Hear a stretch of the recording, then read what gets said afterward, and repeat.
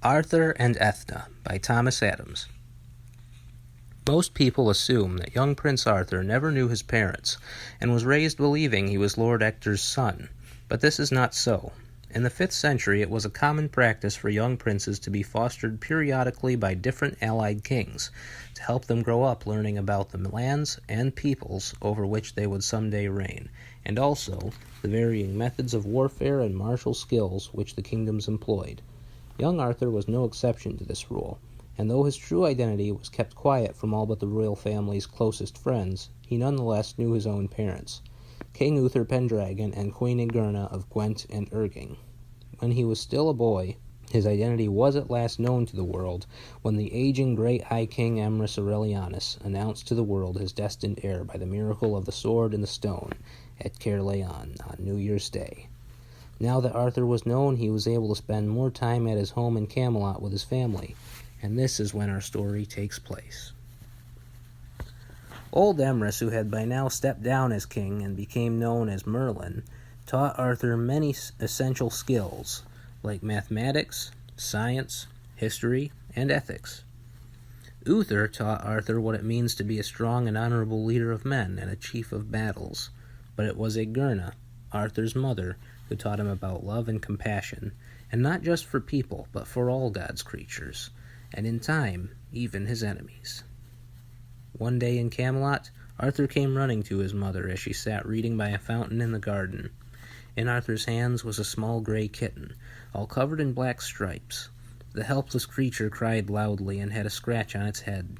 The queen asked her son where the kitten had come from, and Arthur explained that he had seen the kitten fall from a farmer's cart on the road just outside the castle. The farmer never knew the kitten had been there, but Arthur had rushed to save the little one. The prince and his mother cleaned the kitten's wounds, fed her, and kept her as a pet in the castle. In only a day's time, the kitten was healthy and playful. Arthur named her Eithne, an Irish name he had heard from missionaries visiting from Ireland. Arthur loved playing with Eithne, and one day, when another boy from the village saw them, he walked over to Arthur and mocked, "Why would a warrior play with a dumb old cat?" The prince stood up from his playing and noticed that the other boy was a good few inches taller than he, but he stood his ground and answered, "Because a true knight is sworn to defend the helpless, and we were all small and helpless once too." The boy laughed rudely. "Did your mommy tell you that?" Arthur's jaw tightened. "Yes, she did, and so did my father, and so did my teacher." "I think you're just a wimpy mama's boy." It was quite clear to Arthur now that this boy was just looking to start a fight, and to remove all doubt, he even chuckled as he shoved Arthur's shoulder. But no sooner had he been shoved than Arthur's fist struck the bully square on the jaw. Now it was a full-out brawl between the two boys, with Arthur landing punch after kick while his enemy kept trying to take him to the ground, Arthur evading him every time, until finally the bully caught Arthur around the waist. But the prince was ready. Arthur used his elbow and all of his weight to land on top, taking full advantage of his opportunity to punch his foe into submission.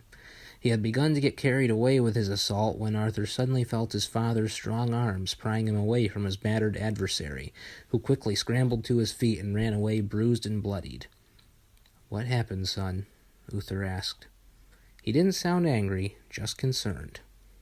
Arthur, still fired up and breathing loudly, replied, "He has no compassion. He called Eithne dumb. There's no mercy in him." Just then, a look of shame came across Arthur's face. In the heat of his rage, Arthur had forgotten all about showing mercy to his enemy. Once he had his opponent beaten, he would have kept on beating him if his father had not stopped him. The king looked in his son's eyes with empathy and said, "Son, don't let your anger at evil overcome the good in you." This was a lesson that would stay with Arthur for the rest of his life, and someday would define much of his rule as High King of all Britain. Author's note. This short story has been adapted from a chapter of my Arthurian children's book, which is still in the works.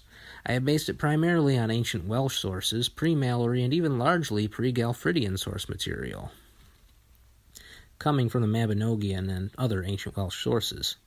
Though the character of Eithne in this particular chapter is mostly of my own invention and personal experiences to fill in the gaps between the most significant parts of Arthur's legend, the historical context of Arthur being chosen to succeed Emrys Aurelianus, and of many princes being fostered by other allied lords, does have precedence in more ancient sources and historical theory.